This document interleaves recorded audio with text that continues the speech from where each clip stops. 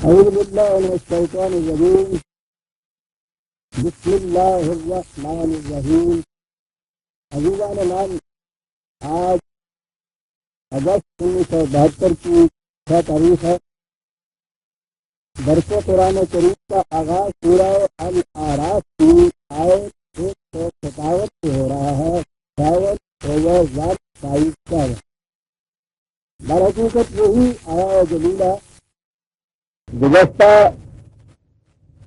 2 درسوں میں زیر نظر رہی ہے، اور آج اس کا باقی حصہ ہمارے سامنے آ رہا ہے۔ بات یوں چلی آ رہی تھی پہلے کہ حضرت موسیٰ علیہ السلام نے یہ دعا کی تھی کہ ان کی قوم کو دنیا اور آخرت کی حسنات، خوشگواریاں، سرفرازیاں میسر آئیں۔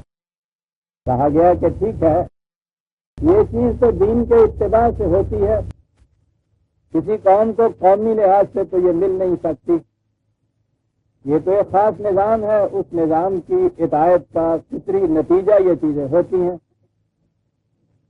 اور اس نظام کی صورت یہ ہوگی کہ انبیاء کرام کی وساطت سے یہ ملتا چلا آ رہا ہے، کسی طرح سے یہ ملتا چلا جائے گا تاکہ پھر اس سلسلہ کی آخری کڑی عرب میں مبعوث ہوگی، جسے نبی امی کہہ کے پکارا گیا تھا، یعنی اس قوم کی طرف وہ نبی کے جنہیں اس سے پیشتر کتاب نہیں دی گئی تھی، وہ خدا کا پیغام مکمل غیر متبدل شکل میں لائے گا۔ تو جس طرح اس سے پہلے یہ چیز ہوتی چلی آئی کہ جو بھی خدا کا نیا رسول آیا پھر ایمان اور اتباع اس پر ضروری ہو گیا، ان کے لیے بھی کہ جو اس سے پیشتر کسی کتاب اور کسی رسول پر ایمان نہیں رکھتے تھے، اور ان کے لیے بھی کہ جو اس سے پہلے کے کسی رسول پر ایمان رکھتے تھے۔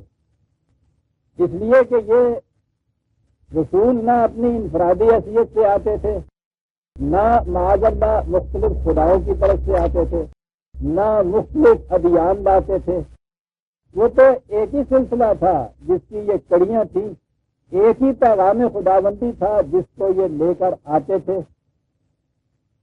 اس کی ضرورت کیوں پڑتی تھی یہ میں ذرا ابھی آگے چل کے یہ عرض کروں گا۔ تو اس لیے ہر نئے رسول کے آنے سے وہی پیغام تھا جس کی تجدید ہو جاتی تھی، یا وہ اور زیادہ مکمل شکل میں مل جاتا تھا۔ تو اس لیے اس رسول پر اور اس کے لائے ہوئے پیغام پر اثر نو ایمان لانا ضروری ہو جاتا تھا۔ تو اس لیے فرمایا یہ گیا کہ پھر وہ جب نبی امی آخری رسول آئے گا تو پھر اس کی اطاعت سے، اس کے اتباع سے جو پیغام اس کو دیا جائے گا اس پر ایمان لانے سے پھر یہ دنیا اور آخرت کی حسنات ملیں گی۔ یہ بھی چیز جو پیچھے سے چلی آ رہی تھی، اور سابقہ درس میں یہ اس نبی کی ایک خصوصیت بتائی تھی، اور وہ خصوصیت یہ تھی کہ وَيَضَعُ عَنْهُمْ إِصْرَهُمْ وَالْأَغْلَالَ الَّتِي كَانَتْ عَلَيْهِمْ۔ انسانیت جن غیر خداوندی عقائد، نظریات، تخیلات، رسومات، مسالک اور مشارت کے اندر جکڑی ہوئی چلی آ رہی تھی، وہ ان زنجیروں کو توڑ کر انہیں آزادی عطا کرے گا۔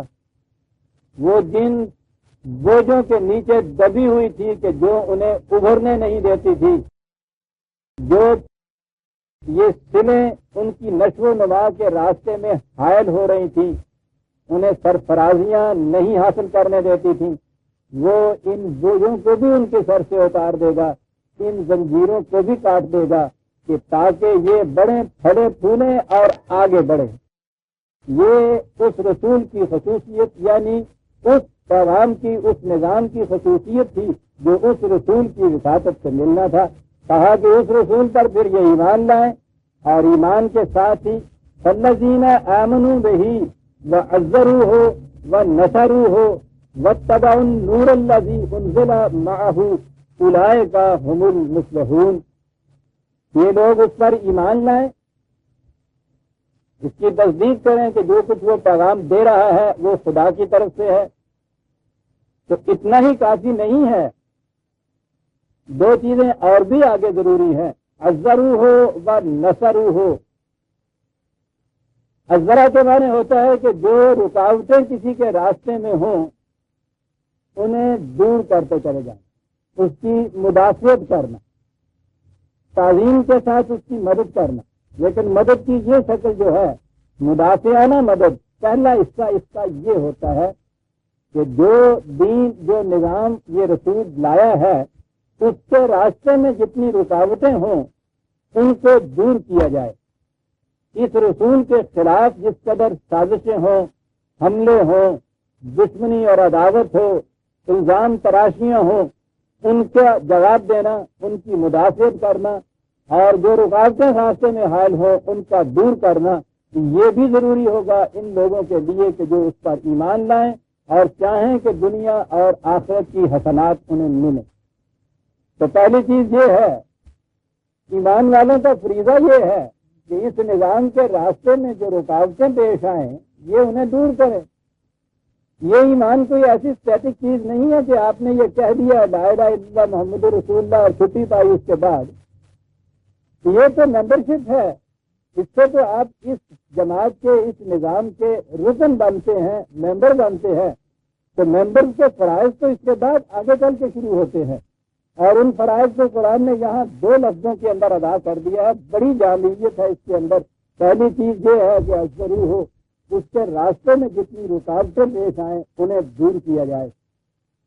رکاوٹوں کا ذکر تو پچھلی دفعہ بھی آ گیا تھا، یہ رکاوٹیں تو وہی زنجیریں تھیں جو پہلے اہل مذاہب نے پہن رکھی تھی، وہ بول سے جن کے نیچے یہ چیزیں دبی ہوئی تھی، ملوکیت کی طرف سے عائد کردہ رکاوٹیں کہ وہ انسانوں کو انسانوں کی مرضی کے مطابق چلنے کے لیے مجبور کرتے تھے۔ ہر وہ نظام کے جس میں انسانوں کا فیصلہ دوسرے انسانوں کا ٹھونسا جائے، یہ دین کے راستے میں رکاوٹ ہے۔ دین کے راستے میں رکاوٹ ہے یہ مذہبی پیشوائیت کہ جو راستے میں، خدا کے راستے میں کھڑے ہو جاتے ہیں اور کہتے یہ ہیں کہ ہم اس کے نائب ہیں، ہماری اطاعت کرو تو اس کے معنی خدا کی اطاعت ہوگا۔ یہ دوسری رکاوٹ ہے جو راستے میں آتی ہے۔ میں نے کل کہا تھا کہ سورہ توبہ کی وہ آیت جس میں یہ کہا گیا ہے کہ آبار اور آبان کو تم دیکھو گے کہ یہ انسانیت کی تعمیری کاموں میں کبھی حصہ نہیں لیں گے اور خدا کی طرف جانے والے قافلے کے راستے میں رکاوٹیں کھڑی کریں گے۔ یہ چیز قرآن نے بیان کی ہے، یہ بہت بڑی رکاوٹ ہوتی ہے خدا کے راستے میں، یہ مذہبی پیشوائیت، کیف جسے آپ کہتے ہیں، اباہر اور رہبان، علماء اور مشائخ، دین کے نظام میں ان کی کوئی حیثیت نہیں ہوتی، یہ تو دین کے راستے میں روڑا بن کر روڑے اٹکاتے ہیں۔ انہیں دور کیا جائے گی، اکثر اس کے اندر ساری چیزیں آئے گی۔ پھر قارونیت کا نظام سرمایہ داری کہ جو انسانیت کی سر کے اوپر اتنی بوجھل سرے رکھتا ہے کہ وہ ابھرنا نہیں پاتی بیچاری۔ یہ تھی وہ چیز، تینوں چیزیں جو قرآن نے قصہ بنی اسرائیل میں بیان کی تھی، اور اسی ضمن میں، اسی تسلسل میں یہ آیت آ رہی ہے۔ اور قرآن نے بتایا تھا کہ انسانیت کی راہ میں تین ہیں یہ سب سے بڑے سنگ گراں جو حائل ہوتے ہیں، قرآن کی ملوکیت، حامان کی مذہبی پیشوائیت اور قارون کا نظام سرمایہ داری۔ یہ ہیں وہ راستے کی رکاوٹیں، وہ ضرور ہو کہ جنہیں دور کرنا ہوگا، یہ تو صرف دور کیا جائے گا، یہ تو اس کا صرف نیگیٹو پہلو ہے۔ رکاوٹ دور کی گئی اور اس سے آگے ہے وہ نصری ہو، پھر اس کے بعد اس سے آگے بڑھنے، پھولنے پھلنے، غلبہ تسلط حاصل کرنے کے لیے اس کی مدد کی جائے۔ یہ دو فریضے عائد ہوتے ہیں ان کے اوپر جو ایمان کا دعویٰ کرتے ہیں اس رسول اور اس خدا کی کتاب کا۔ غور فرمائیے کتنا بڑا فریضہ عائد ہوتا ہے ان لوگوں کے اوپر جو اس کا اعلان کرے کہ ہم اس کے اوپر ایمان رکھتے ہیں۔ یوں ہی میں نے جیسا کہا تھا کہ ہم تو بہرحال ایمان بھی نہیں لائے ہوئے ہوتے، اتفاق سے مسلمانوں کے گھر میں پیدا ہو گئے، مسلمان ہو گئے، اور اگر کبھی ایسی ضرورت بھی پیش آئی کلمہ پڑھنے کی تو وہ پڑھ لیا ایک رسمی طور پر، اس کا بھی کوئی زندہ مفہوم ہمارے سامنے نہیں ہوتا۔ اور اگر ہم کہیں بھی کہ ہم اس جماعت میں شامل ہیں تو اس کے بعد یہ جو فرائض سے اس جماعت میں شامل ہونے والے افراد کے ضرور ہو یا نفرو ہو تو یہ چیز جو ہے یہ تو کبھی آتی ہی نہیں ہے۔ زیادہ سے زیادہ جو کچھ ہم کرتے تھے یا کرتے ہیں یہ مذہبی پیشوائیت کی طرف سے مناظرے اور مباحثے ہوتے ہیں غیر مذاہب والوں کے ساتھ، وہ چیز بالکل غلط ہے۔ اسلام مذہب ہے ہی نہیں، اس لیے مذہب والوں کے ساتھ اس کے مناظرے مباحثے کا تو کوئی سوال ہی پیدا نہیں ہوتا۔ یہ اسی لیے مذہبی پیشوائیت آپ دیکھیں گے کہ ہمیشہ مذہب والوں کے ساتھ یہ مناظرے کریں گے، یہ تو اسی کیٹیگری میں آتے ہیں۔ لیکن دین جو ہے، دین کا کبھی بھی مقابلہ مذہب کے ساتھ سواری پیدا نہیں ہوتا، یہ دو الگ الگ کیٹیگریز ہیں۔ دین تو نظام زندگی ہے، یہ نظام حیات ہے، اس کا اگر کہیں مقابلہ کیا جائے گا تو آپ کو مقابلہ کرنا ہوگا حکومت کے نظام سے، جمہوریت سے، ملوکیت سے، اس کا مقابلہ کرنا ہوگا کمیونزم سے، سوشلزم سے۔ یہ جو دنیا میں نظام ہے حیات ہے، یہ ان کے ساتھ ان کا مقابلہ ہوگا، ان کے ساتھ ٹکراؤ ہوگا۔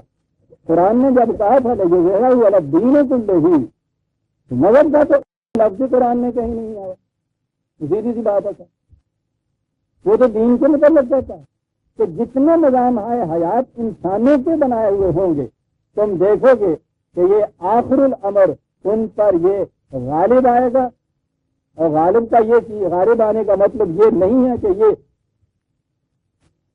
دھاندلی کے ذریعے سے خلاقو خاں اور چنگیز خاں بن کے یہ کچھ کرے گا، بلکہ یہ نظام قائم کیا جائے گا۔ اس نظام کے انسانیت ساز نتائج اس قسم کے ہوں گے کہ انہیں دیکھ کے اذا جاء نصر اللہ والفتح ورأیت الناس یدخلون فی دین اللہ افواجا، خدا کی نصرت، فتح و کامیابی، اس نظام کا غلبہ، اس کے نتائج کو دیکھ کے لوگ پھر فوج در فوج اس کے اندر داخل ہوں گے۔ یہ تھا اس کا طریقہ۔ جب دین کا تصور ذہنوں سے محو ہو گیا، مذہب کا تصور آ گیا، تو پھر آپس میں مذہبی مناظرے کی ہوئی۔ پہلے خود اس اسلام کے مذہب والوں کے باہمی مناظرے، اہل حدیث کا اہل فقہ کے ساتھ، شیعہ کا سنی کے ساتھ، یہ آپس میں مناظرے ان کے اور مباحث۔ ان سے آگے چلے تو پھر آریہ سماجیوں کے ساتھ، سناتن دھرمیوں کے ساتھ، یہ عیسائیوں کے ساتھ، یہ یہودیوں کے ساتھ، یعنی یہ مذہب والوں کے ساتھ ان کے مناظرے تھے۔ وہ ٹھیک ہے، جیسے یہ ویسے وہ، ان کے ذہن میں تصور ہی نہیں تھا دین کا، نظام کا تصور ان کے ذہن میں تھا ہی نہیں سکے۔ حتیٰ کہ ہمارے ہاں تو پھر اس غلط تصور کے ماتحت یہ جنہوں نے اپنے آپ کو آنے والا کہا اور مامورون من اللہ اپنے آپ کے بنے، نظام کا تصور ان کے ذہن میں نہیں تھا۔ دعوے ان کے ہاں کے ہیں، کبھی نبوت کا دعویٰ ہے، کبھی مجددیت کا دعویٰ ہے، کبھی مسیح موعود ہونے کا دعویٰ ہے۔ یہ جتنے دعوی ہیں اور اس کے بعد وہ پیش کرتے ہیں مذہب کو، کرے گا یہ کیا آگے مسیح موعود آئے گا جی، کیا کرے گا؟ صلیب توڑ دے گا جی۔ تو صلیب توڑنے کے کیا معنی ہے؟ عیسائیوں کے ساتھ مناظرے کرے گا صاحب، عیسائیوں کے ساتھ مناظرے کرنے کے لیے خدا ایک بھیجتا ہے، یہ وہ جسے میں آخری ضرب کہا کرتا ہوں۔ آپ غور کیجئے، اس سے پیشتر دنیا میں عیسائی سلطنتوں کا مسلمانوں کے خلاف اتنا غلبہ تشدد، زور تشدد کا نہیں تھا جیسا ان لوگوں کے آنے کے بعد ہوا ہے۔ یہ صلیبیں ٹوٹ رہی ہیں، مناظرے ہو رہے ہیں، وفات و حیات مسیح پر مناظرے ہو رہے ہیں، پیدائش مسیح پر۔ وہی مسائل نظری میں الجھ گیا ہے۔ سوال کہتا تھا کہ امت کا خدا حافظ الجھ گیا ہے، ابن مریم مر گیا یا زندہ ہے جاوید ہے، الجھایا گیا ان مسائل کے اندر۔ یہ ابلیس کی مجلس سے شروع تھی، یہ سارا اس کا پروگرام ہے جس کے لیے یہ لوگ اس طرح کوشش کرتے رہتے ہیں اور احسان عظیم بتا رہے ہیں سب ملت کے اوپر کہ ہم میں آیا اسلام کرنے کے لیے ہیں اور تم میں سے نہیں، آسمان سے بھیجے گئے ہیں اس مقصد کے لیے۔ آسمان کو بھیجنے والا الگ دین کہتا ہے، دین کا ترجمہ ان کے ذہن میں نہیں تھا، انہوں نے نظر ترجمہ کیا اس کا۔ نظر کی پیداوار، مذہبی کے راستے سے چلنے والے، مذہبی پیشوائیت اپنا شعار، بڑے پیمانے کے اوپر یہ شعار، نظر کی تبلیغ، مذہب والوں کے ساتھ مناظرے اور مباحثے اور مداخلے کا چیز ان کے یہاں آئی ہوئی. تم ادھر بیٹھ جاؤ ہم ادھر بیٹھ جاؤ, تم ہم پہ لعنت بھیجو ہم تم پہ لعنت بھیجو. یہ خدا کے بھیجے ہوئے اس مقصد کے لیے آ رہے تھے دنیا میں. مسلمانوں کی حالت اور ان کے جتنا بھی ان کا کچھ بھی دنیا کے اندر وقار عزت, آپ دیکھیے کہ ان کے آنے کے بعد کے دور کے اندر حالت کیا ہوئی ہے مسلمانوں کے ممالک. تصور نہیں تھا, میں کہہ رہا ہوں ترجمہ ہی نہیں تھا. دین کا ترجمہ نظام کہیں آپ کو ملے گا. یہ تو جیسا کہ میں کہا کرتا ہوں, خدا کروٹ کروٹ جنت نصیب کرے ان لوگوں کو. پر سید نے تصور دیا علی الرحمہ دھندلا تھا. اقبال اس کو لے کے پھر آ گئے. نہایت صاف ستھری سی چیز جو تھی, مصفا چیز جو تھی, اس کی عملی شکل کے لیے انہوں نے یہ نشل جو تھی قائد اعظم کے ہاتھ میں. اگر اس میں اپنی ذات کی جو ہے اس سے میں معذرت چاہتا ہوں کہہ دیا جائے تو پھر یہ خدمت طلوع اسلام میں سر انجام. آج جہاں آپ کو یہ نظر آتا ہے کہیں دین کے لیے نظام زندگی, نظام حیات, نظام حکومت, یہ چیزیں جو آپ کو نظر آتی ہیں, آپ دیکھیں گے طلوع اسلام کے اجلاس سے پہلے کی ان لوگوں کی تصاویر میں کہیں یہ لفظ نہیں ملے. میں یہ چیز کسی فخر کے ذریعے سے نہیں کہہ رہا, بطور تحدیث نعمت کہہ رہا ہوں یہ کہ ان لوگوں کے ہاں جنہیں دعوی یہ ہیں کہ یہ آسمان سے آئے ہیں, یہ خدا کے ہاں سے یہ علم دے کے معمور ہو گیا ہے, ان کے ہاں بھی آپ دیکھیں گے دین کا ترجمہ نظام کہیں نہیں ملے گا. مذہب ملے گا, اور یہ مذہب ہے ہی نہیں. مذہب کی تو سزا یہ ہے کہ مباحث ان کے ساتھ کرتے رہیے, شریعت توڑتے رہیے ان کے ہاں سے. وہ آپ کی مملکت پہ توڑتے چلے جاتے ہیں, آپ ان کی شریعت توڑ رہے ہیں. یہ افضلو ہے و نصرو, اس کا نام انہوں نے رکھا ہوا ہے کہ ہم مدافعت کرتے ہیں اسلام کی, ہم نصرت دیتے ہیں دین محمد کے مذہب کی. دین بھی کہیں گے تو مانے اس کے ہوں گے مذہب اسلام. یہ دین ہے. اس نظام کے راستے میں جو نظام حائل ہوں گے وہ نظام راستے سے آپ کو ہٹانے ہیں, اور سب سے پہلے تو ان کے راستے میں مسلمان حائل ہیں دین کے راستے میں. میرا ذاتی تجربہ یہ ہے, اللہ کا شکر ہے مغرب کے اچھے اچھے مفکر مورخ, ان کے ہاں کے بڑے بڑے پادری, اور یہ پادری بڑے پڑھے لکھے ہوتے ہیں.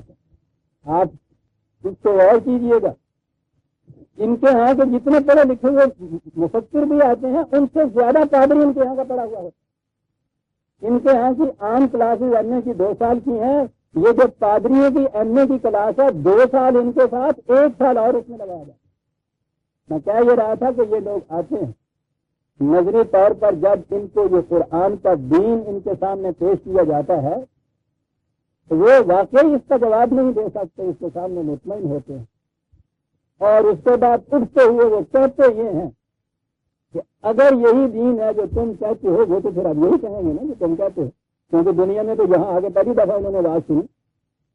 اگر یہی دین ہے تو یہ بتاؤ کہ پھر اس کا تو نتیجہ ہونا چاہیے تھا کہ اس دین کو ماننے والی قوم کا برابر دنیا میں کوئی قوم مقابلہ نہیں کر سکتی تھی, اور اس دین کو ماننے والی قوم دنیا میں ذلیل ترین قوم ہے.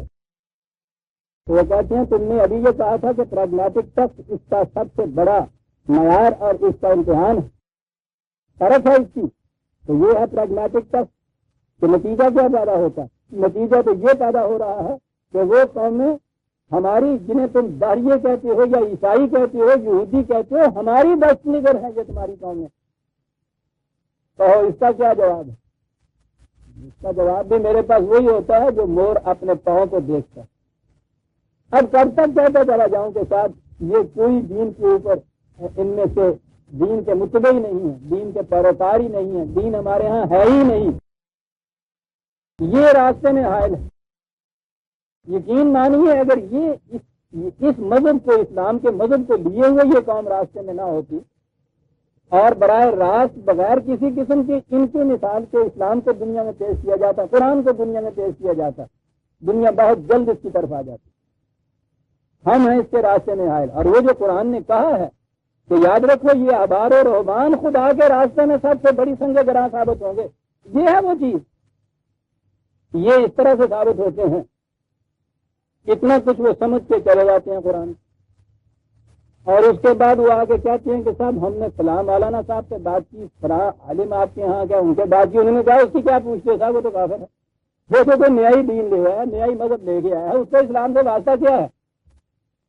یعنی وہ اس کے راستے میں حائل ہوتے، اور پھر وہ لوگ کہتے ہیں کہ صاحب آپ دیکھیے ہم تو مراکز سے چلے سے یہاں تک آئے ہیں، یہ راستے میں بڑے بڑے آپ کے یہاں کے مدرسے آئے، دارالعلوم آئے، یونیورسٹیاں آئیں، اب زمانے کے تقاضے سے انہوں نے ان کے نام یونیورسٹیاں رکھنے شروع کر دیا، رام داس کا نام عبداللہ رکھ دیجیے مسلمان ہو جائے گا۔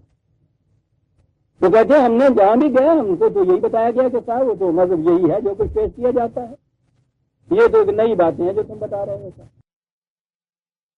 یعنی یہ راستے کے اندر حائل ہوتے۔ دیکھیے قرآن کیا بات کہہ گیا، ازرو ہو و نظرو ہو، کس طرح سے یہ ہوگی، یہ راستے کی رکاوٹیں کیسے دور ہوں گی، پھر اس دین کو عملی کس طرح سے تائید اور قوت غلبہ حاصل ہوگا، اس کو کیسے تقویت پہنچائی جائے گی، دو لفظ اس میں آئے، مدافعت کی جائے گی، تقویت پہنچائی جائے گی، وہ مثبت منفی ہے، یہ مثبت پہلو ہے، کیسے ہو جائے گا اس کا پروگرام قرآن نے خود دے دیا ہے، میرے کہنے کی ضرورت نہیں، آپ کے بتانے کی ضرورت نہیں۔ وَاتَّبَعُوا النُّورَ الَّذِي أُنزِلَ مَعَهُ، جس رسول کے ساتھ جو ہم نے روشنی بھیجی ہے اس روشنی کے پیچھے پیچھے چلتے جائیں، پھر کیا ہوگا، اولئک هم المفلحون، یہ ہیں جن کی کھیتیاں پروان چلیں گی۔ اس رسول کے پیغام کی صداقت پر یقین رکھو، یہ ایک عملی نظام ہے، محض نظری عقیدے کی چیز نہیں ہے، مان لیا تو ختم ہوا قصہ، عملی چیز ہے۔ اس کے راستے میں جتنی رکاوٹیں آتی ہیں ان کو دور کرو، اس کی تقویت کا سامان کرو، یعنی اس روشنی کے پیچھے پیچھے چلتے جاؤ جو اس رسول کو دی گئی ہے، یہ کتاب جو اللہ کی ہے، اس سے تم کامیاب ہو جاؤ گے دنیا میں۔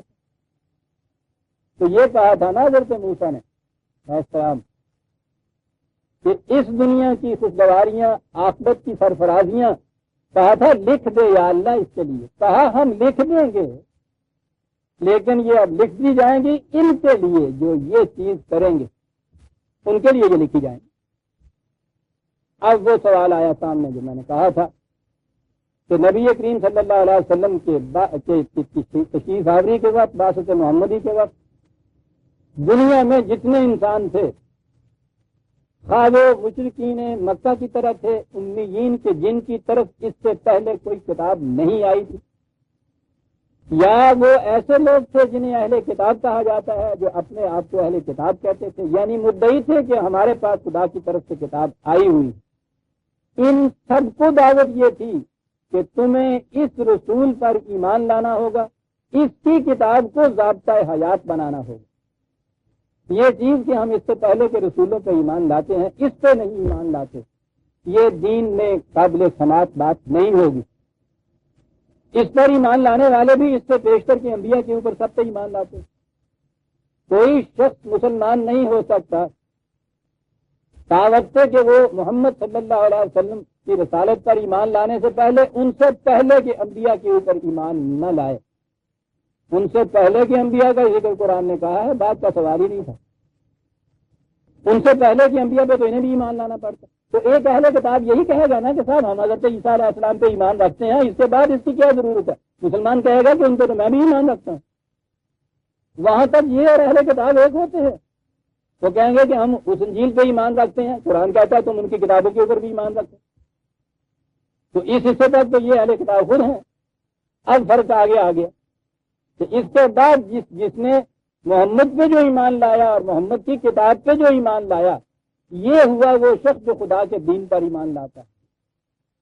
اور جیسا کہ میں نے عرض کیا، یہ ایسی بات نہیں کوئی تنگ نظری، کچھ نہیں کہنے کہ میری اپنا ہی پانڈا سلاؤں دیا، یہ کوئی دکانداری نہیں ہے جو ہم یہ کہتے ہیں کہ صاحب دیکھیے ہماری دکان کے اوپر اصلی اور سچا وہ پکا مال ملے گا، جینوین یہیں سے ملے گا، ان لوگوں کے یہاں تو جاپان میڈ ہوتا ہے، یہاں ملتا ہے خالص۔ سوال ہی نہیں کہ یہ دکانداری ہے۔ ہم یہ کہتے ہیں کہ ان عیسائیوں کے یہاں، یہودیوں کے یہاں، ہندوؤں کے یہاں خدا کا اصل مال نہیں ملتا، یہاں سے ملتا ہے، یہ ہے نہیں۔ یعنی مثال ہی لینی ہے تو یہ کہیے کہ ایک بہت بڑی فرم جو کہیں ہے باہر کے ملک میں، اس نے یہاں کچھ ایجنسیاں دے رکھی تھیں وہ اعلان کرتی ہے کہ اس سے پیشتر جو ہم نے ایجنسی دی تھی ان کے اندر کچھ ہمیں خرابیاں نظر آئی ہیں، اب ہماری ایجنسی وہ نہیں رہی، اب یہ ایجنسی رہی ہے ہماری. بات صاف ہو گئی. یہ چیز کہ نبی اکرم صلی اللہ علیہ وسلم اب ساری انسانیت کی طرف رسول ہیں. اب دیکھیے کہ یہاں سے بات چلی آ رہی تھی، کہا گیا تھا حضرت موسیٰ علیہ السلام کی امت کے لیے کہ اس رسول پہ ایمان لائیے. یہ بات صاف کرنے کے لیے کہ صرف انہی کو نہیں کہا گیا تھا. اگلی آیت آ گئی اور یہ ہے وہ آیا جلیلہ آج کا نقطہ ماسکہ ہمارے درس کا. قل یا ایھا الناس انی رسول اللہ الیکم جمیعا. ان سے کہہ دو اے نو انسانی، ایھا الناس، میں تم سب کی طرف رسول ہوں. جمیعا سیدھی سی بات ہے، تم سب کی طرف، یہ سارے انسانوں کی طرف ایک رسول. یہ کیسے؟ انسانوں نے تو اپنے آپ کو بانٹ رکھا تھا قوموں میں، نسلوں میں، رنگ میں، نسل میں، وطنی حدود کے اندر. کہا کہ میں رسول ہوں، صرف میں پیغام در ہوں، پیغام لا رہا ہوں کس کی طرف سے؟ للذی لہ ملک السماوات والارض. میں تو اس سب سے بڑی اتھارٹی کی طرف سے پیغام دے کے آ رہا ہوں. تم تو انسان صرف کہتے ہو جس کا اقتدار زمینوں اور آسمانوں میں سب جگہ ہے. تو جس کا اقتدار اتنا بڑا ہو، جو اتنی بڑی اتھارٹی کا مالک ہو، آپ یوں کہیے کہ پورے قرۂ ارض کے اوپر اگر کسی ایک کی حکومت ہو جائے اور اس کی طرف سے بھیجا ہوا ایک نائب، ایک قاصد، ایک وائسرا، ایک گورنر آ کے یہ کہے کہ دیکھیے میں تم سب کی طرف اس کی طرف سے قاصد بن کے آیا ہوں، اس کی دلیل جو ہوگی کہ صاحب سب کی طرف سے کیسے؟ آج دلیل نہیں دی جا سکتی. کوئی شخص یہ آ کے یہ نہیں کہہ سکتا، پاکستان کا ریپرزینٹیٹو امریکہ جا کے یہ نہیں کہہ سکتا کہ میں سارے ایشیا کی طرف سے تمہاری طرف نمائندہ بن کے آؤں.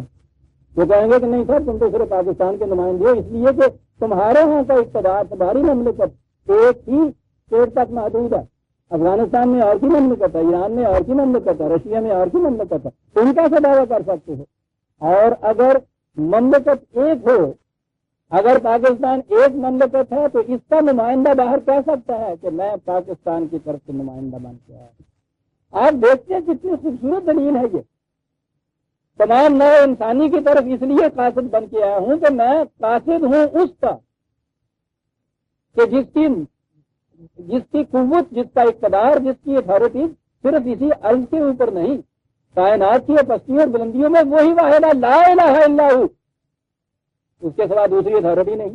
جب دوسری اتھارٹی نہیں تو دو قاصد ہی نہیں ہو سکتے. اور جب واحد اتھارٹی اسی ہے تو اس کا نمائندہ تمام انسانوں کی طرف نمائندہ ہو. آپ دیکھتے ہیں کہ قرآن کس قدر منطقی دلیلوں سے بات کرتا ہے. وہ کوئی بات دھاندلی سے منواتا نہیں ہے.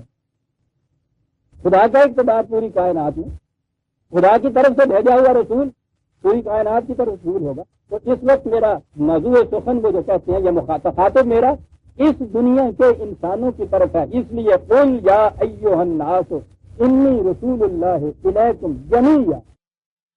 الناس پھر جمیعا.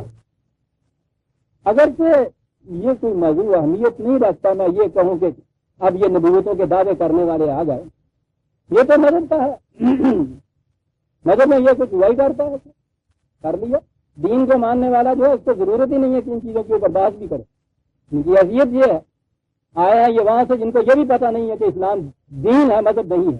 علم کی تو یہ کیفیت ہے ان کی، لیکن بات کرنی پڑتی کہ جی الناس تھی کیا رسول اللہ صلی اللہ علیہ وسلم کے زمانے میں جو لوگ تھے یہ ان سے تخاطب ہے. پیغام جو ہے اس کے متعلق دعویٰ یہ قرآن کا یہ ہے کہ تمت کلمت رب کا صدقا وعدلا لا مبدل لہ. مکمل ہو گئی تیرے خدا کی باتیں صدق و عدل کے ساتھ، مکمل بھی ہو گئی، ان میں تبدیلی کی بھی ضرورت نہیں. اور دوسری جگہ کہہ دیا کہ ہم نے اسے نازل کیا ہے، ہم اس کی عبادت کے ذمہ دار. محفوظ، مکمل، غیر متبدل، محفوظ. اس کے بعد کسی اور پیغام کی ضرورت. کس قدر عزیزان ایمان کھلی ہوئی سی چیز ہے. کسی مناظرے، کسی مباحثے، کسی بات کی ضرورت بھی پڑتی ہے. اس کے بعد کہ یہ الناس وہاں کے لیے تھا. سورہ جمعہ 62/3 والذی بعث فی الامیین رسولا منہم یتلو علیہم آیاتہ ویزکیہم ویعلمہم الکتاب والحکمہ وَإِن كَانُوا مِن قَبْلُ لَفِي ضَلَالٍ مُبِينٍ۔ وہ خدا وہ ہے کہ جس نے ان کی طرف اس رسول کو بھیجا جو یہ فریضے اپنے سر انجام دے گا، اس سے پیشتر یہ لوگ کھلی ہوئی گمراہی میں تھے۔ یہ ہو گیا جو رسول اللہ صلی اللہ علیہ وسلم کے مخاطب تھے، ان میں سے اس رسول کو بھیجا۔ تو کیا رسول کی رسالت، حضور کی رسالت جو تھی وہ محدود تھی صرف انہی لوگوں تک کہ جن کی طرف حضور مبعوث ہوئے تھے، یا حضور کے زمانے میں جو نوع انسانی تھی کیا انہی کے لیے تھی؟ خدا کا کلام وآخرین منہم لما یلحقوا بہم، اور ان کی طرف بھی جو ابھی ان سے ملے نہیں بعد میں آئیں گے۔ یہ ہے جمیہ، یہ ہے رسالت محمدیہ، قیامت تک کے لیے رسول، جب تک الناس ہے دنیا میں اس وقت تک کے لیے۔ اور میں نے عرض کیا ہے نا کہ جب رسول کے لفظ پہ آپ غور کر لیں گے تو بات تو پیغام کی آئے گی نا، وہ تو پیغام بر ہوتا ہے۔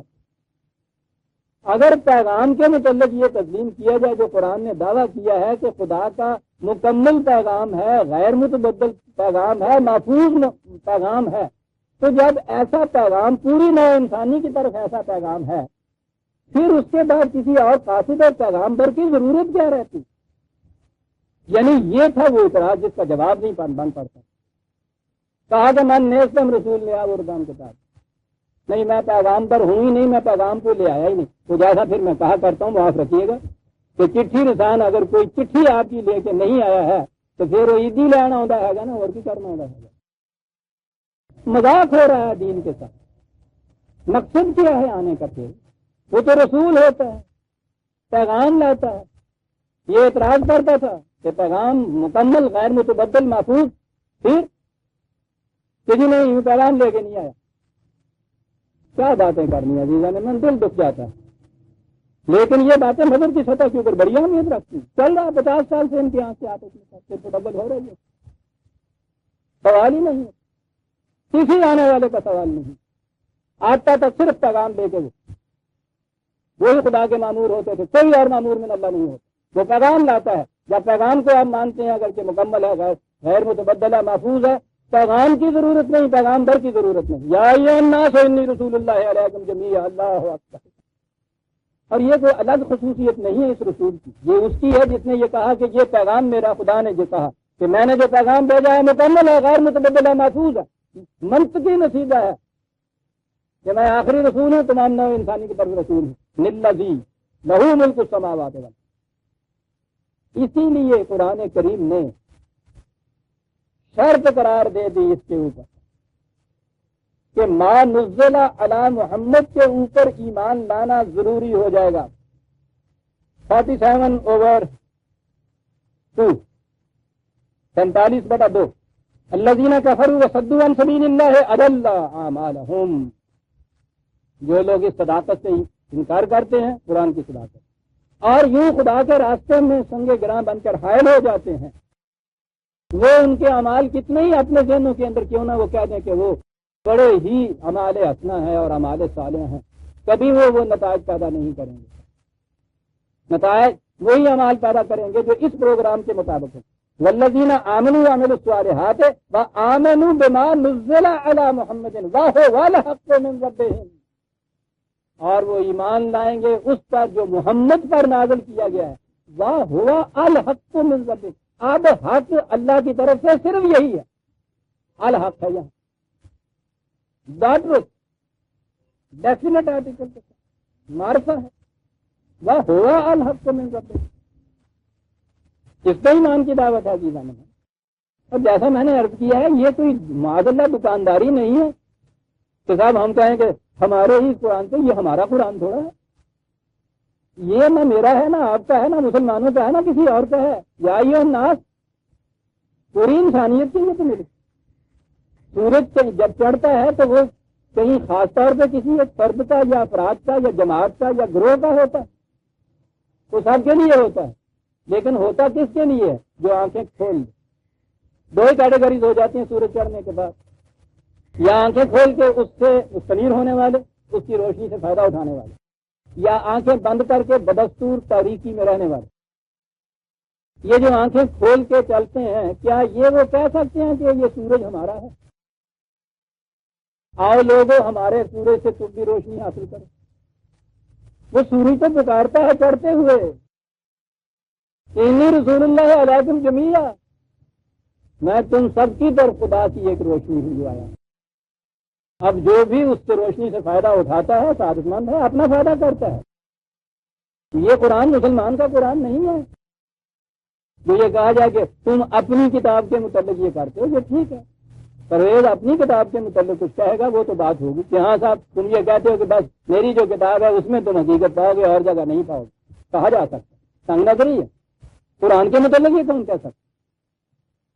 خدا کی کتاب، اس خدا کی جو پوری کائنات میں اتھارٹی رکھتا ہے. اس لیے کہا کہ اس پر اب ایمان لانا ضروری ہو جائے گا پوری نوع انسانی کی. اور اسی لیے دوسری جگہ کہہ دیا کہ اس کے معاملے میں کسی قسم کے شک و شبہ بنا رہا جائے.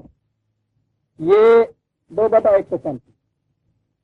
یہ اہل کتاب سارے یہ کہتے تھے نا کہ صاحب ہم تو اس سے پہلے خدا کے کتاب پہ بھی ایمان رکھتے ہیں، اس کے نبیوں پہ بھی ایمان رکھتے ہیں، آخرت پر بھی ایمان رکھتے ہیں، ملائکہ بھی ایمان رکھتے ہیں. جو تم کہتے ہو کہ ان چیزوں پہ ایمان لاؤ، ہم تو رکھتے ہیں ایمان. پھر کیا فرق؟ کہہ دیا 2/137 2 اور 137. کہا یہ بات نہیں ہے کہ اپنے ہی خیال کے مطابق یہ ان چیزوں کے اوپر ایمان رکھتے ہیں. فَإِنْ آمَنُوا بِمِثْلِ مَا آمَنْتُمْ بِهِ فَقَدِ اهْتَدَوْا. اگر یہ اس طرح ایمان لائیں جس طرح کے تم ایمان لائے ہو قرآن کے کہنے کے مطابق، پھر ہی سمجھو کہ یہ صحیح راستے کے اوپر ہیں. وَإِنْ تَوَلَّوْا فَإِنَّمَا هُمْ فِي شِقَاقٍ. اور اگر یہ اس طرح ایمان لانے سے گریز کریں، اجتناب کریں، اعراض برتیں، تو پھر سمجھ لیجئے کہ یہ اس دین کے پکے دشمن ہیں اور مخالفت کر رہے ہیں. یہ سوال ہے نہیں کہ ہم اپنی دکان کا چرچا کر رہے ہیں، پروپیگنڈا کر رہے ہیں، پبلسٹی کر رہے ہیں، معاذ اللہ. یہ کسی کی اپنی دکان کا سوال نہیں ہے. اور یہ چیز قرآن کریم نے نہایت واضح طور پر بتائی. اب وہاں میں آتا ہوں کہ پھر اس سلسلے کی ضرورت کیا پیش آئی. رسول کے بعد رسول پھر آیا، کتاب کے بعد کتاب پھر آئی، یہ سلسلہ دراز رہا. آخر میں ایک آخری پیغام بھیجنا پڑا. وہ یہ خود قرآن نے بتا دیا. اس نے کہا کہ اب دین تو وہی تھا جو نوح کو بھی دیا گیا اور اس رسول کو بھی دیا گیا اور درمیان کی ساری کڑیوں کو دیا گیا. اصولی طور پر نظام وہی تھا، لیکن اس میں 2 شکلیں ہوتی ہیں. ایک تو یہ کہ رسول کے جانے کے بعد اس کے نام لیوا اس کی کتاب کے اندر تحریف کر دیتے تھے، الحاق کر دیتے تھے، رد و بدل کر دیتے تھے. قرآن کریم میں 20 آیات ہیں جن میں یہ کہا گیا ہے کہ انہوں نے اپنی کتابوں میں یہ کچھ کر دی. اور پھر جیسا کہ میں کہا کرتا ہوں اسے پھر دوہرا دوں کہ اگر قرآن کریم میں یہ باتیں نہ بھی ہوتی تو یہ حقیقت کہ ان میں سے کسی کے پاس بھی وہ کتاب اپنی اصلی شکل میں نہیں جو ان کے بانی مذہب کو ملی تھی، جس کے یہ مدعی ہیں. دنیا کے سارے اہل مذاہب اس کا اعتراف کرتے ہیں کہ ہمارے پاس وہ کتاب اپنی اصلی شکل میں نہیں. آپ کو حیرت ہوگی کہ یہ اعتراف کرتے ہیں، یہ اعتراف کرتے ہیں. ان کی کتابوں کی جو تاریخیں ان کی اپنی لکھی ہوئی ہیں وہ ان میں یہ چیز بتاتے ہیں. پھر میں دوہرا دوں، اس کی تاریخ آپ کو یہ ساری چیزیں تفصیل سے ملیں گی میری اس چھوٹی سی کتاب میں، آسمانی کتابوں کی کہانی. سارے جتنے بھی اس وقت معروف مذاہب ہیں، عیسائیت، یہودیت، ہندو مت، بدھ مت، جین مت، چینیوں کے مذہب، اشتاازم، جاپانیوں کے مذاہب، یہ جتنے مذاہب اس وقت متعارف ہیں، ان سب کی جتنی مبینہ کتابیں ان کے پاس ہیں، ان میں سے ہر کتاب کی پوری تاریخ میری اس کتاب کے اندر موجود ہے اور اپنی طرف سے نہیں لکھی، ان اہل مذاہب کے اپنے حوالے سے لکھی. اتنی بین چیز ہمارے سامنے ہے عزیزان میں. پھر یہ بھی بتایا ہے کہ ان کتابوں کے اندر اب تعلیم کیا ہے، یعنی کیا کچھ لکھا ہے اس میں. آپ سر پکڑ کے بیٹھ جائیں جب اسے دیکھیں تو خود ان کے اہل مذاہب یہ کہتے ہیں کہ صاحب یہ چیزیں تو دیکھ کے ہمیں بھی شرم آتی ہے، پتہ نہیں اس میں کیسے آ گئے ساری دنیا کے مذاہب کے متعلق. تو اس لیے جب قرآن نے یہ چیز کہی کہ یہ چیز ہوتی چلی آئی تھی، ایک تو یہ بات. دوسری اس نے کہا کہ بعض اوقات حوادث عرضی اور سماجی کی روح سے بھی ایسا ہوا. وہ جو کتابیں آتی تھیں یا رسول آتا تھا ایک خاص قوم کی طرف آتا تھا، خاص زمین کے خطے میں وہ ہوتی تھی قوم. اس زمانے میں رسائل، یہ سامان رسل و رسائل اتنے عام نہیں تھے. قومی رسول ہوتا تھا، خاص خطہ زمین میں ہوتا تھا، وہیں اس کی تعلیم ہوتی تھی. ایک زلزلہ آیا تو وہ سارا کچھ حاتم ہے عہدہ غائب، یہ بھی ہو جاتا تھا تبدیلیوں کے علاوہ. پھر قرآن کہتا ہے ایک اور بات بھی ہوتی، خود نو انسانی بھی تو فکری، ذہنی، تمدنی، معاشرتی اعتبار سے آگے بڑھتی چلی آ رہی تھی. اصول تو وہی دیے جاتے تھے، ان اصولوں کے اوپر عمل پیرا ہونے کے کچھ طریقے بھی ان کتابوں میں دیے جاتے تھے. یہ جب انسانیت ترقی کرتی آگے بڑھتی تھی تو ان میں کسی تبدیلی کی بھی ضرورت ہوتی تھی. اس نئے آنے والے رسول کی طرف بھیجی ہوئی کتاب میں ان کی جگہ یہ نئے طریقے، طور طریقے جو ہیں، منہاج اور مناسک جو ہیں، ان میں بھی کچھ تبدیلی پیدا کر دی جاتی تھی. یہ کتابیں مقصود ہی ان سے یہ تھا کہ وقتی طور پہ رہیں، محدود طور پر رہیں. پروگرام تھا یہ مشیت کا. یہ سلسلہ آگے آتا گیا اور آہستہ آہستہ یوں یوں انسانوں میں رابطے کے ذرائع پھیلتے گئے. یہ آنے والے رسولوں کا دائرہ تعلیم بھی پھیلتا گیا تاں کہ اس دور کے اوپر آ گئی انسانیت کہ جہاں خدا کی مشیت نے خود یہ دیکھ لیا کہ انہیں اب اصولی طور پر یہ چیزیں اگر دے دی جائیں تو ذہنی طور پہ انسان وہاں آ گیا ہے کہ ان کے اوپر عمل پیرا ہونے کے لیے طور اور طریقے جو ہیں اپنے اپنے زمانے کے تقاضوں کے مطابق یہ خود وضع کرتا چلا جائے. تو جو میں نے لکھا ہے اور لکھا کرتا ہوں کہ یوں کہیے کہ اب بچہ بالغ ہو گیا، اب اسے ہر مقام پہ انگلی پکڑ پر چلانے والے کی ضرورت نہیں رہی. پھر دوہرا جو میں کہا کرتا ہوں کہ چھوٹا بچہ جب باہر آپ نکلیں اور کہیں اس کی وہ آپ کے ہاتھ چھوٹ جائے اس کی انگلی سے تو پیچھے سے روتا ہے ابا جی وہ مجھے، اور انگلی پکڑی ہوئی ہوتی ہے سارے وقت میں پکڑتا ہے. ذرا ادھر ادھر ہو جائیے آپ بھی پریشان ہو جاتے ہیں، بچہ بھی رونے لگ جاتا ہے. جب وہ بچہ 18-20 سال کا ہو جائے تو ذرا اس بچے کی انگلی پکڑ کے انارکلیاں چل کے دیکھتے، شرم کے مارے ایک قدم نہیں چلنا چاہتے. تو وہ قدم پہ یہ تو آپ نے کہتا سنا ہوگا کہ ابا جی تھی میں نے ہوں تو بچہ ہی سمجھا ہوگا، تھی اجے بھی کرو وہی سمجھا گیا جس میں کاکا ہوں انہوں ہوں کاکا بندیاں خود کرم. یہ وہی کاکا ہے کہ جب انگلی چھوٹی تھی تو یہ رونے لگ گیا تھا، وہی کاکا ہے کہ اب اس کی انگلی پکڑو تو اسے شرم آتی. یہ شرف انسانیت کی تذلیل تھی کہ آخر تک جب یہ بالغ ہو گیا پھر بھی انگلیاں پکڑنے والے بھائی رہتا تھا. پہلے تو بچے کو شرم آتی اور اگر آپ زبردستی کرتے سرکشی اختیار کر لیتے. عین مطابق یہ فطرت انسانیت جب اس دور کے اوپر آ جائے انگلی پکڑ کے چلانے والوں کے سہاروں سے انسانیت کو مستغنی کر دیا جائے. یہ ہے ختم نبوت عزیزان ایمان. بشرطے کہ جو ہدایات دی گئی ہیں وہ ہمیشہ کے لیے محفوظ رہیں، نہ حوادث عرض سماوی ان کو کسی طرح سے قرائے عرض سے محفوظ کر سکے، نہ ان میں تغیر و تبدل ہو سکے، مکمل ایسی ہوں کہ ان میں کسی اضافے کی ضرورت نہ ہو. اس قسم کا کوڈ دینے کے بعد کسی انگلی پکڑ کے چلانے والے کی ضرورت نہیں تھی. ختم نبوت کے منافی ہے یہ اپنی خدا کی طرف سے اس نے جو کچھ کہنا تھا انسانوں سے آخری مرتبہ کہہ دی. اب اس کے بعد جو میں کہا کرتا ہوں کسی قسم کا دعویٰ کسی کا یا یہ خیال تک بھی کہ اب خدا براہ راست اس کو کچھ اور باتیں بھی بتاتا ہے اس کے علاوہ، یہ قرآن کے اس دعوے کے خلاف ہے کہ تہمت کا لینا پڑت دیتا کہ جائے کہ وہ آ کے اتنی جرت گستاخی بھی کرے اور مسلمان بھی کہلائے اور قرآن پہ ایمان بھی رکھے اور کہے کہ ٹھیک ہے شمشیر سے جہاد رسول اللہ کے زمانے میں تھا، میں آیا ہوں اسے منسوخ کرنے کے لیے، اور اس کے باوجود دعویٰ یہ کرے کہ میں اس کے بعد قرآن پہ اور ایمان رکھتا ہوں محمد کے اوپر معاذ اللہ. وہ اعلان کر رہا ہے کہ یہ غیر متبدل نہیں ہے. اتنی بڑی تبدیلی تو عزیزان ایمان اس کے اندر کوئی جزوی چیز بھی ہے، اس میں بھی کسی کو اجازت نہیں ہو سکتی. خود کرے گا تو تعریف کرے گا. یہ اگر دعویٰ کرے کہ خدا نے مجھے یہ کہہ کے بھیجا ہے کہ اس میں تبدیلی کر رہا ہو، خدا کے اس دعوے کیا ابطال و تکذیب کرے گا جو اس نے کہا ہے کہ یہ مکمل ہے، غیر متبدل ہے، محفوظ ہے. 3 ٹکڑوں پہ ایمان رکھنے کے بعد اسے کہیے کہو سر صاحب کس مقصد کے لیے آپ کو بھیجا اس نے. کتنی تھوڑی سی بات تھی. دین کی سطح پہ آئیے عزیزان ایمان، ساری بات 10 منٹ میں ختم ہو جاتی ہے۔ مغرب کی صدا کے اوپر آئیے تو بدلیے، اور پھر آپ کو پتا ہے کہ اس کے لیے دلائل کیا دیے جاتے ہیں ان چیزوں کے لیے۔ پہلے یہ دروازے کھولے گئے، کشف ہوتا ہے خدا کی طرف سے، الہام ہوتا ہے خدا کی طرف سے، سچے خواب آتے ہیں خدا کی طرف سے، یعنی وہی جو نبی کے لیے وہی کا لفظ آ گیا ہوتا وہی ہے خدا کی طرف سے، براہ راست ان کو کوئی علم ملتا ہے، خدا ان سے باتیں کرتا ہے، الہام، کشف، یہ تفسیرات، یہ ان کا نام مبشرات، نام اور رکھ لی، وہی چیز ہے۔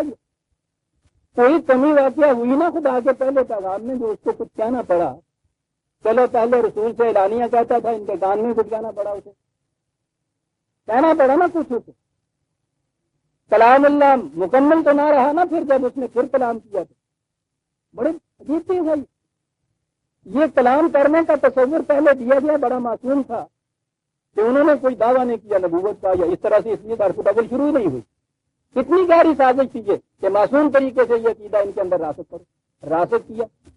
یہ کشف و الہام والے جو تھے ان کی تعظیم ان کے دلوں کے اندر راسخ۔ حضرت شاہ نظام الدین اولیاء، حضرت معین الدین اجمیری، حضرت بہاء الدین ذکی،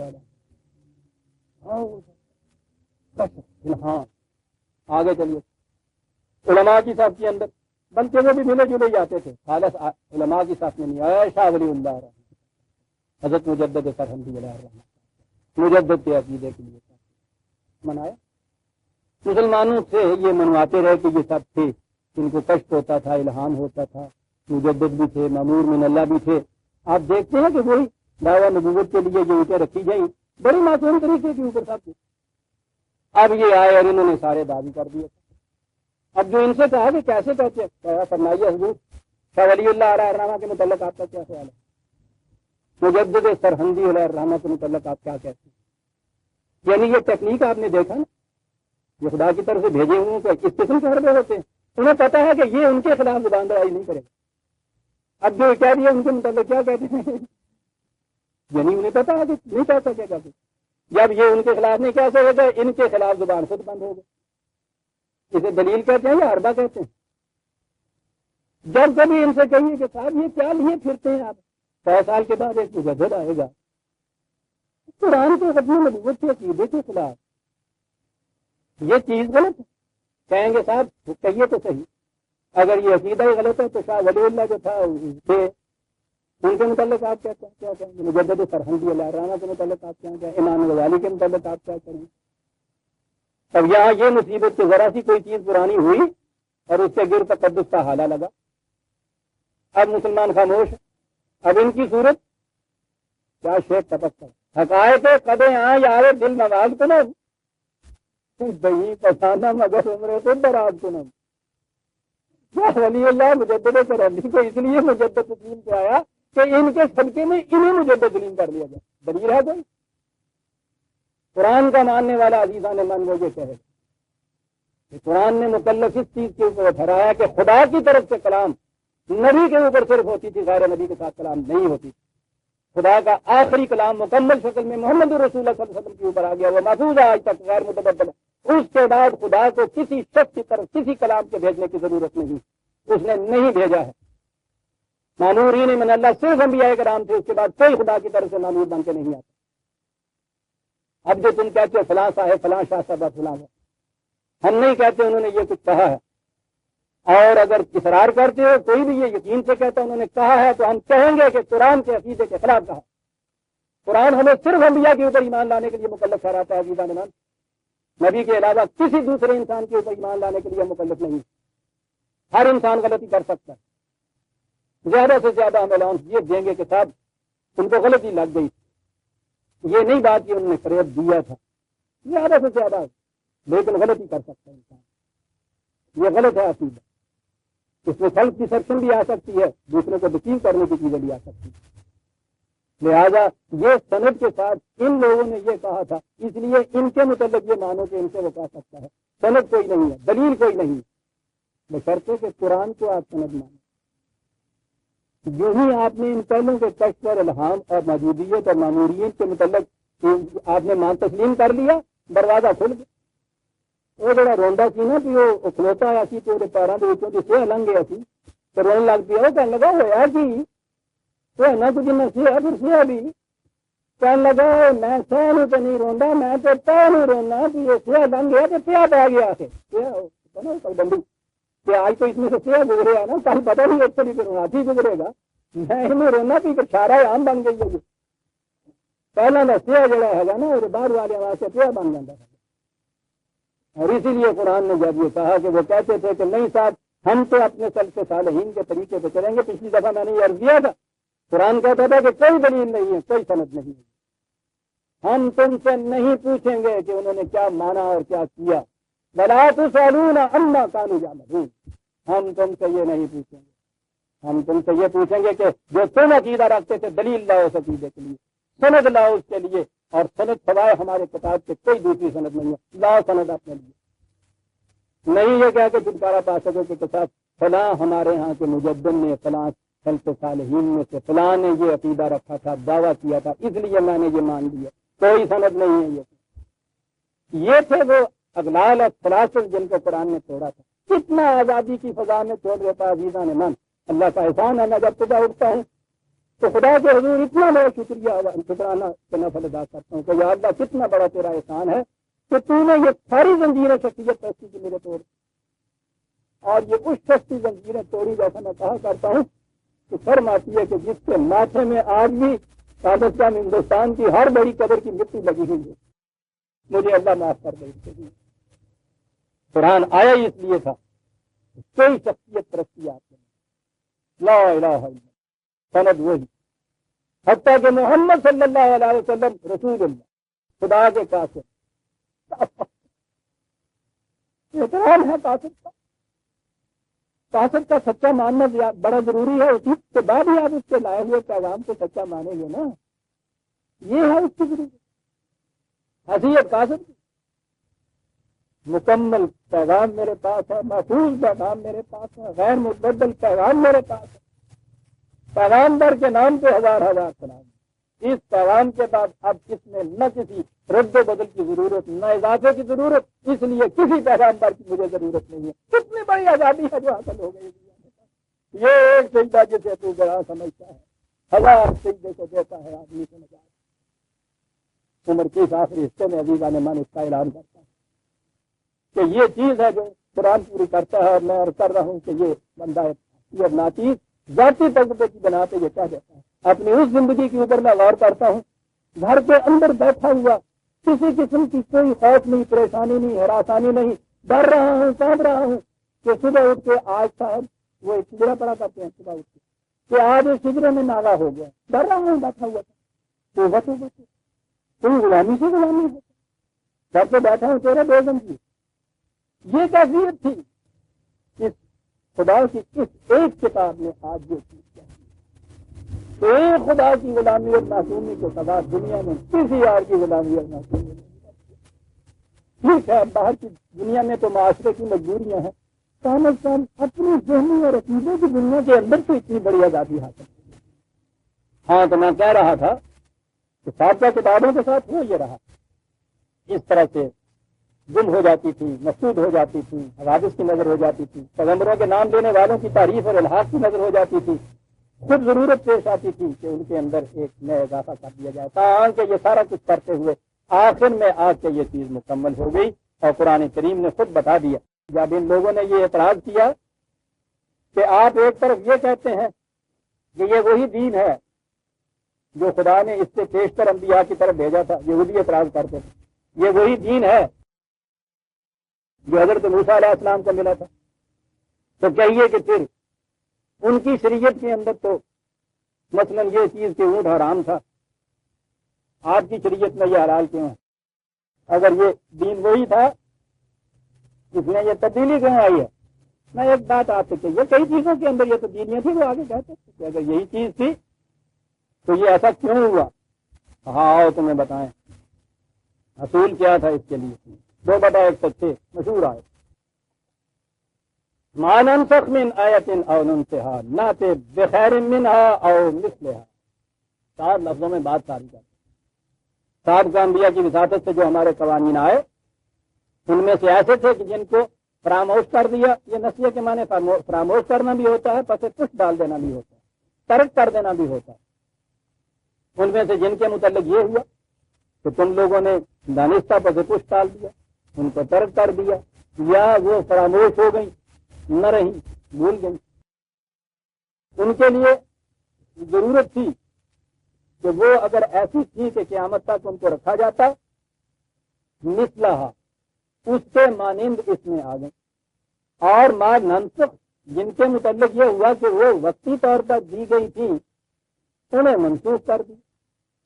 منسوخ کرنے کے بعد نہ تو بخیر من, ان سے بہتر قوانین اس کے اندر ہم نے دے دیے. کہا یہ ہے یہ قرآن, تمہاری فراموش کردہ حقیقتیں جو کہیں نہیں ملتی تھی, مثلا ان کی مثل اس میں آ گئی. جو وقتی طور پہ دی گئی تھی, بعد میں وہ نافذ العمل نہیں رہنی تھی, ان سے بہتر اس میں دے دی. کہا یہ ہے وہ وجہ کہ اس میں اور اس میں تم اختلاف دیکھتے ہو. اب یوں یہ تم مکمل غیر متبدل اور محفوظ جو ہو گیا یوں تو یہ چیزیں بظاہر نظر آئیں گی نظر والوں کی دنیا کے ساتھ. کہنی اس لیے مجھے زیادہ پڑتی ہیں کہ یہ چیز ہم 33 سے کیسا چلا آ رہے ہیں. ہندوستان میں جب یہ تحریک چلی ہے ہندوؤں کے غلبہ کی, جسے کانگریس کی تحریک کہا جاتا تھا, تو ہندوؤں کے مہاتما گاندھی نے یہ کہا تھا کہ جو چیز ہندو اور مسلمانوں کو ایک قوم نہیں بننے دیتی, وہ مسلمانوں کا یہ عقیدہ ہے کہ ان کا مذہب ہندوؤں کے مذہب سے افضل ہے. اس نے کہا یہ تھا کہ جب بچوں کو شروع سے مسلمان یہ پڑھاتا ہے اپنے بچوں کو اور ان کے ذہن میں یہ عقیدہ راسخ کر دیتا ہے کہ تمہارا مذہب ان کے مذہب سے افضل ہے, بہتر ہے, تو ان کے دل میں ان کی طرف سے اسی زمانے سے بودھ اور نفرت شروع ہو جاتی. یہ سب سے بڑی چیز ہے جو حائل ہے ہندو اور مسلمان کو ایک قوم بنانے میں. یہ عقیدہ نکالنا چاہیے. اب اس نے جب غور کیا ہندو مت سے, وہ سب بڑا سمجھدار دور تک جایا کرتا. اس بندہ کو ان سے سب سے ملاقات بھی حاصل, بہت گہرائی میں جاتا. اس نے یہ دیکھ لیا کہ یہ ہندو مت کو کسی طرح بھی میں اتنا اونچا نہیں کر سکتا کہ یہ اس کے لیول پہ آ جائے اسلام کے. اس کا دوسرا طریقہ یہ تھا کہ اسلام کو اتنا نیچا کر دیا جائے. مساوات کے 2 طریقے ہوتے ہیں نا. ایک تو یہ ہوتا ہے نا کہ جس کے پاس ہے نہیں اس کے پاس دے کے اس کے برابر کر دیا جائے جس کے پاس ہے. دوسرا طریقہ یہ ہے کہ جس کے پاس ہے اس کو چھین کے اس کے برابر کر دیا جائے جس کے پاس ہے نہیں. یوں ہی کرے ہو جانا. وہ تو میں بتایا کرتا ہوں کہ وہ فقیر مانگنے کے لیے آیا تو وہ گھر کے باہر اس نے مانگا کہ بابا خدا کے نام پہ ایک پیسہ دیجیے. انہوں نے دروازے بھاگ جائے, بابا پیسہ ہے نہیں یہاں کوئی. اس نے کہا اللہ کے نام کی روٹی دے دیجیے. انہوں نے کہا چلو تم سے کہا کوئی نہیں روٹی ووٹی یہاں. اس نے کہا کہ میں ننگا ہوں بھائی مجھے کوئی کپڑا دے دیجیے. کہنے لگا تمہیں کہا دیا نہیں یہاں کپڑا بھی نہیں ہے. کہنے لگا صاحب اگر آپ کے اندر نہ پیسہ ہے نہ روٹی ہے نہ کپڑا ہے تو آپ اندر کرتے کیوں, باہر آئیے دونوں اکٹھے مل کے مانگتے ہیں. ایک مساوات کا ہی طریقہ ہوں گا. گاندھی جی نے یہ سوچا کہ طریقہ یہ ہے, لیکن گاندھی جی کی بات کون مان سکتا تھا. مسلمانوں اسلام کے متعلق گاندھی جی اگر یہ کہے تو کوئی مسلمان ماننے کے لیے تیار تھا. سارے تیار نہیں تھے.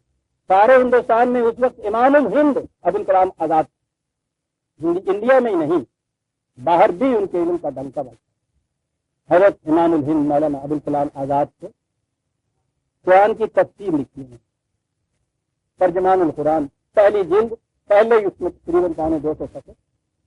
سورہ فاتحہ کی تفسیر اس کا نام رکھا گیا.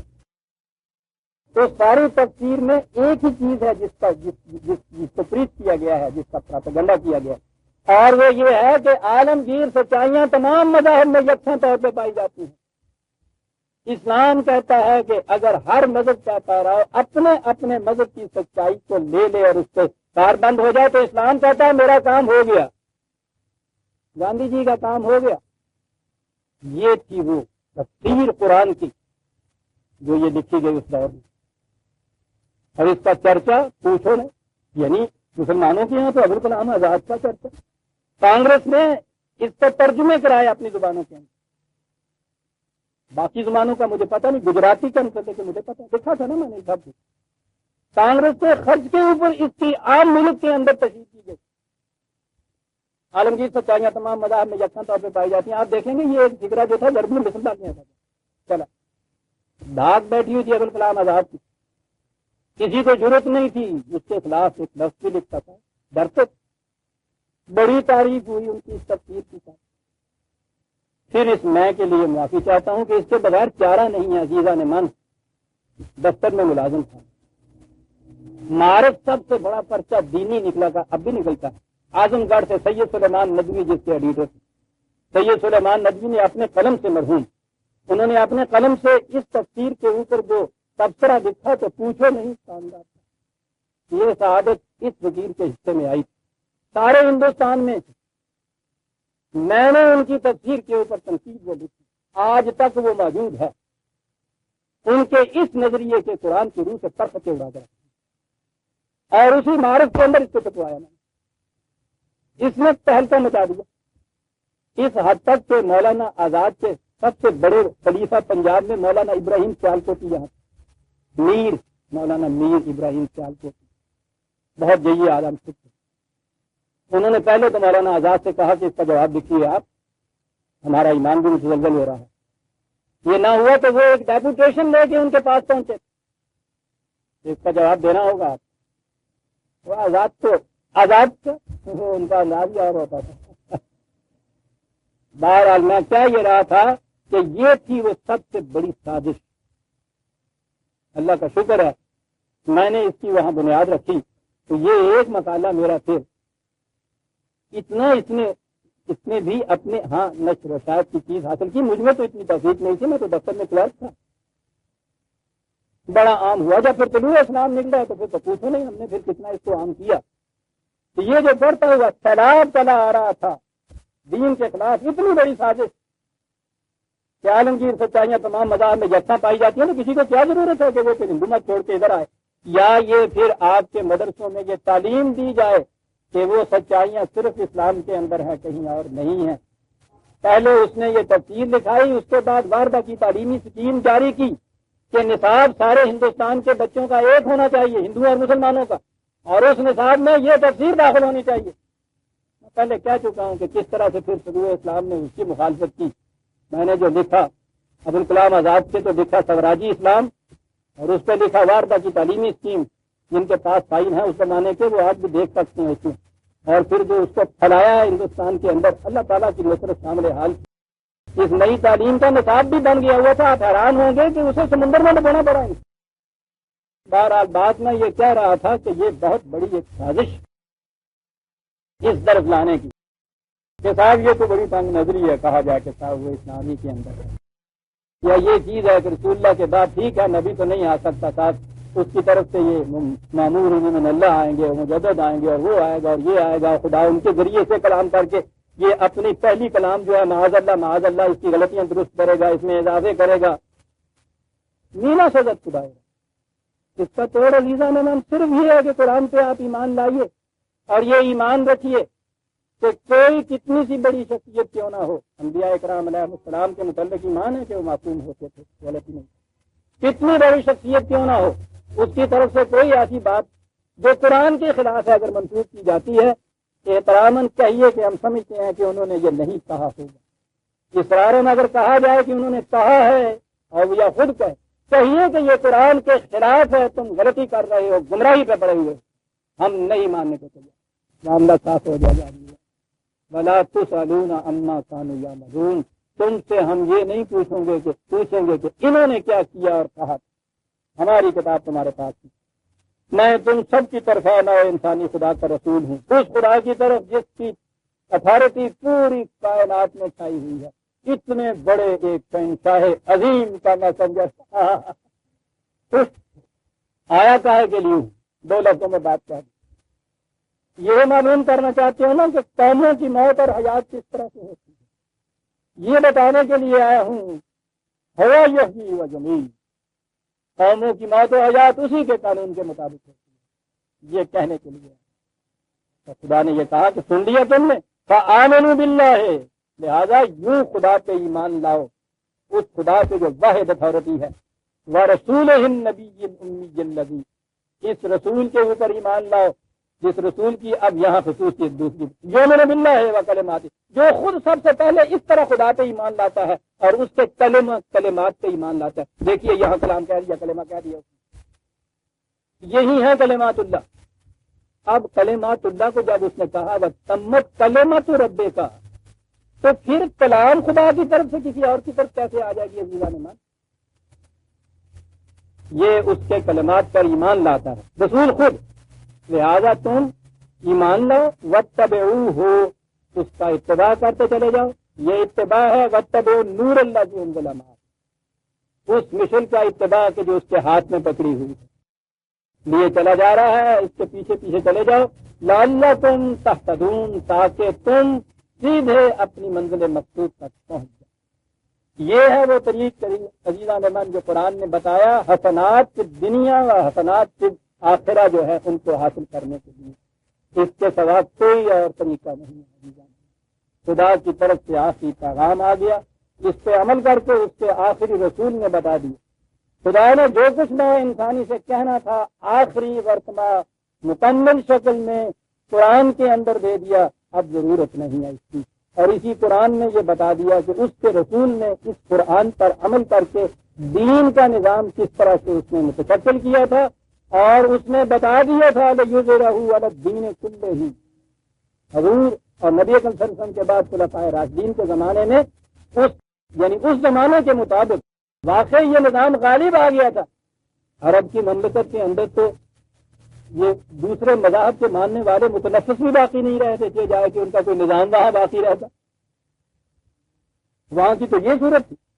اور اس کے بعد عزیزان ایمان حضور کی وفات کے 12-13 سال بعد کی بات ہے نا، حضرت عمر رضی اللہ عنہ کا زمانہ، ترکستان سے لے کے اور راستے میں یہ آپ کا سندھ اور مکران تک کا علاقہ، سندھ میں اور الجزائر، یہ مراکش وغیرہ علاقہ سارا، مصر کا پورا علاقہ، ایران کی ساری 5000 سالہ تہذیب اور مملکت، کیسر کا آدھا حصہ باجنطینی، یہی اس زمانے کی مہذب دنیا تھی۔ حضرت عمر رضی اللہ عنہ کے زمانے میں یہ ساری جتنی مہذب دنیا اور قومیں تھیں اسلام کے پرچم کے نیچے تھی۔ لِيُظْهِرَهُ عَلَى الدِّينِ كُلِّهِ، مقصد اس میں امپائر بنانا نہیں تھا، ذوال عرض تو اسلام کی روح سے ویسے حرام۔ یہ جو باطل کے نظام وہاں تھے، ان باطل کے نظاموں کے اوپر حق کے نظام کو غالب آنا تھا۔ یوں ہی یہ فوجیں لے کے دوڑ نہیں اٹھتے تھے ان کی طرف، پہلے ان کو دعوت دی تھی، کیسر کو بھی دعوت دی گئی تھی اور کسرا کو بھی دعوت دی گئی تھی۔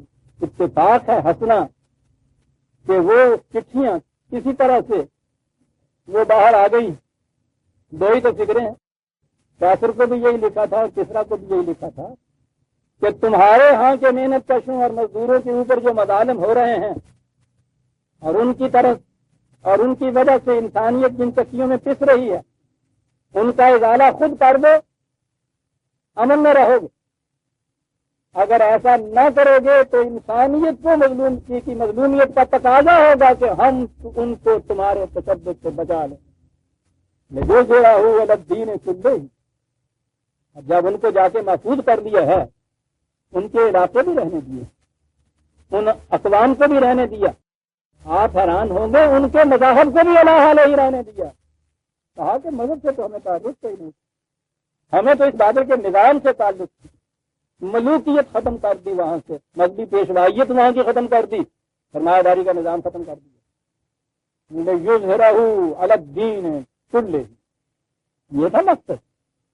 اب اس کے بعد پھر کعبے سے جن بتوں کو انہوں نے نکالا تھا، آہستہ آہستہ پھر جب یہ گاڑی دوسری پٹی پہ پڑی تو یہی ساتھ رینگ کے پھر اس طرح سے گئے ہیں کہ وہ پھر غلاف کعبہ کے اندر پیچھے کی طرف یہ چمٹے ہوئے، باہر غلاف ہی نظر آتا ہے، پیچھے سارے سپوڑ یہ نظر آنے، ملوکیت بھی، مذہبی پیشوائیت بھی، سرمایہ داری کی 20 شکلیں صاحب جتنی بھی آپ کے یہاں ہیں، لیکن ان کے مٹانے کے لیے عزیزان ایمان صرف یہ خدا کی کتاب عطائے مصنف ہے۔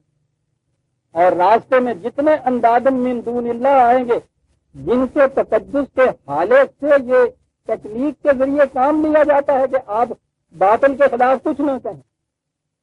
ہاں وقت ہو گیا، ورنہ میں آپ کو اس کی بھی تفصیل بتاتا ہوں، پتہ نہیں عمر نے ایفا کی، اگر وقت مجھے ملا تو میں بتاؤں گا کہ اس سازش کی روح تھے اسلام اس اسلام سے یہ اسلام کیسے بنا؟ ملوکیت کے خلاف جب میں نے یہ لکھا ہے تو دلیل یہ دی گئی تھی، میں نے کہا ہے نا کہ ہر دلیل میں یہ دیتے ہیں شخصیت کے درمیان میں لے آتے. یہ گیا تھا کہ صاحب آپ کہتے ہیں ملوکیت اسلام میں حرام ہے. پہلے سے ذرا کے دور کے بعد جو اسلام میں یہ ملوکیت شروع ہوئی، اب یہ جتنے بادشاہ بنے تھے نا ان کا نام تو نہ لے، نہیں لیتے. یہ کہتے ہیں صاحب ان کے درباروں میں یہ بڑے بڑے محدث، یہ مفسر، یہ بڑے بڑے فقیہ، یہ علماء، یہ صوفیاء، الہر رحمہ فلاں فلاں فلاں، جن کے سامنے ہمارا سر جھکتا ہے، کہیے یہ ان کے درباروں میں تھے نا؟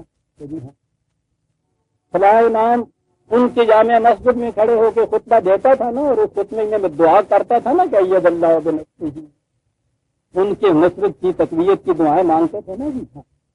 کہ جی اگر یہ ملوکیت آپ کے مجھے کہتے ہیں آپ کے کہنے کے مطابق، میرے کہنے کے مطابق یہ اسی طرح کا شجر ملعونہ تھا، ان حضرات کے متعلق پھر آپ کیا کہیں گے؟ وہی تکلیف. جس زمانے میں یہ حضرات بھی میرے نزدیک انداز من دون اللہ تھے، وہاں نہ جو کچھ خاموش ہو جاتے تھے، دل میں خلش رہتی تھی. تو جو میں کہہ رہا ہوں تو قرآن کی روح سے صحیح ہے. اب یہ جو کچھ یہ کہہ رہے ہیں اس کا جواب بھی ہے نہیں، کشمکش. اور قرآن نے جس دن یہ کہا کہ وَلَا تُسْأَلُونَ عَمَّا كَانُوا يَعْمَلُونَ، ہم تم سے بغیر یہ نہیں پوچھیں گے کہ انہوں نے کیا کیا تھا اور کہا تھا. عزیزان من، ایک قرآن کے اس نقطے سے سارے بادل چھٹ گئے. میں نے کہا مجھے پتہ نہیں کہ انہوں نے یہ کہا تھا یا نہیں کہا تھا. ان کے احترام کا تقاضا ہے، یہ آپ کی خاطر مانتا ہوں کہ نہیں کہا ہوگا انہوں نے، وہ ایسے نہیں تھے. تو ان اصرار کرتے ہو اگر یہ چیز تو انہوں نے قرآن کے خلاف کیا معاملہ کیا؟ اس لیے کہ مجھ سے یہ نہیں پوچھا جائے گا انہوں نے کیا کیا. کیا بات! دل کا امتن قد خلت ما کسبت، یہ لوگ گزر گئے اپنے اپنے دور، انہوں نے اپنے لیے کچھ کیا، تم اپنے لیے کچھ کرتے ہو. ہم تم سے پوچھیں گے بھی نہیں کہ انہوں نے کیا کیا. کتنی بڑی آزادیاں دے دیتا ہے قرآن عزیزان من، اور یہ آزادی ملتی ہے ختم نبوت کے اوپر سے ہی ایمان سے. عزیزان من، شخصیتوں کا خاتمہ یہاں ہوتا ہے. ورنہ اگر نبوت نہیں تو نبوت کے بعد وہ کے ساتھ نبوت کی 40 شاخیں ہوتی ہیں. جو نبوت نہ ہوئی معاذ اللہ ان کے ہاں کی باطن نبوت سرطان ہو گیا کینسر، 40 شاخیں ہوتی. کوئی نہ کوئی شاخ سے آئے گی نہیں، کوئی شاخ نہیں ہوتی. ختم نبوت ہے، ختم ہو گیا دروازہ. یہ ٹھیک تھے، لاکھ گزرے ہیں. اخوان الذین سبقونا بالایمان، قرآن کا تھا. اتنی سی بات کہ ہمارے بھائی تھے، ایمان کے ساتھ رخصت ہو گئے، اللہ کے یہاں ان کا معاملہ ہو جاتا. یہ تھی نا وہ بات. 2 منٹ اور چاہتا ہوں لینا. یہ تکنیک تھی نا عزیزان من، انہوں نے تکنیک بھی خود نہیں اپنے یہاں سے وضع کی، دوسرے یہاں سے مستعار لیتے ہیں.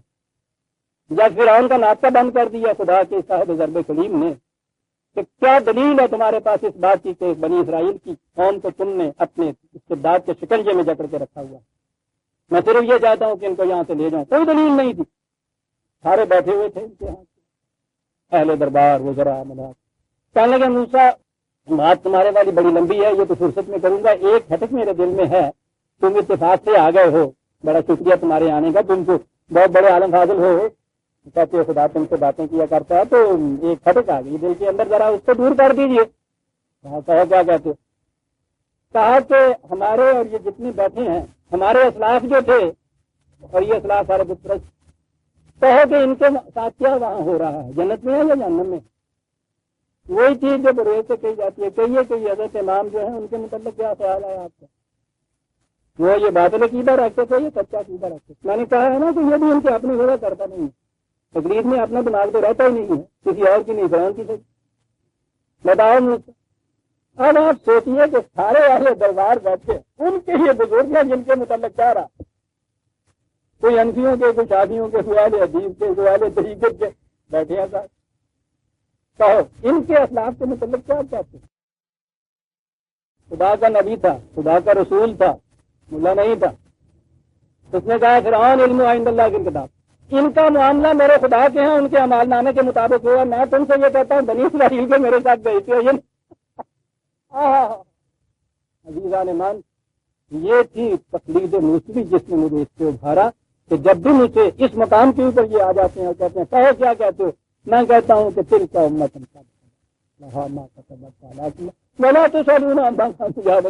میرا خدا مجھ سے کہتا ہے کہ تم جب آؤ گے نا تو ہم جو تمہیں امتحان دیں گے، پیپر تمہیں دیں گے نا، اس پیپر میں یہ مضمون آئے گا ہی نہیں، اور میرا ایمان ہے کہ وہ آؤٹ آف دی ٹیکسٹ خدا کوشچن نہیں دے گا، وہ ایسا دیانتدار ضرور ہے۔ تو جب اس نے کہا ہے کہ تمہارے ٹیکسٹ میں یہ ہے ہی نہیں تو تمہاری ماتماری ہوئی ہے، میں اپنی اصل ٹیکسٹ کی کتابیں چھوڑ کے ان کا مطالعہ شروع کر دوں جس میں سے سوال ہی نہیں آنا۔ سرکار میرے خدا نے مجھ سے یہ پوچھنا ہی نہیں ہے۔ آپ کا شکریہ، بات ختم ہو۔